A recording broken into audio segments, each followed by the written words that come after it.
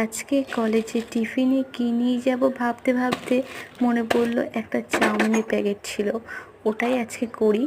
বেশ কিছু কাঁচা বাদাম সিদ্ধ হতে বসিয়ে দিয়েছি আর দিয়ে দিয়েছি চাউমিনটা ফুটে গেলেই জল ঝরিয়ে ঠান্ডা জলে ধুয়ে রেখে দেবো।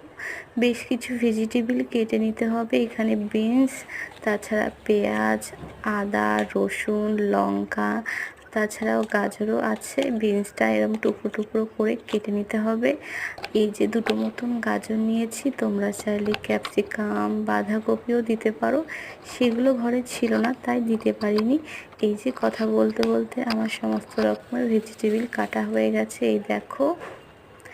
এমনভাবে করলে কিন্তু একদমই দোকানের মতন লাগবে। দুটো ডিম মাঝখান থেকে অর্ধেক করে আমি দিয়ে দিয়েছি। আজকে বানাবো এগ চাউমিন।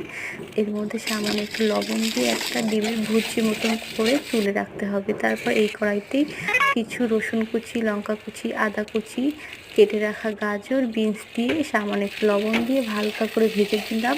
তারপর কুচি করা পেঁয়াজ, লঙ্কা দিয়ে একটু ভেজে নিতে হবে। এখানে দিয়ে দিলাম 2 টেবিল চামচ সয়া সস, তারপর সিদ্ধ করে রাখা চাউমিন। এবার এর মধ্যে বেশ কিছু মশলা দিতে হবে। শেষে একটু চাউ চাউ মশলা দিয়ে নেব।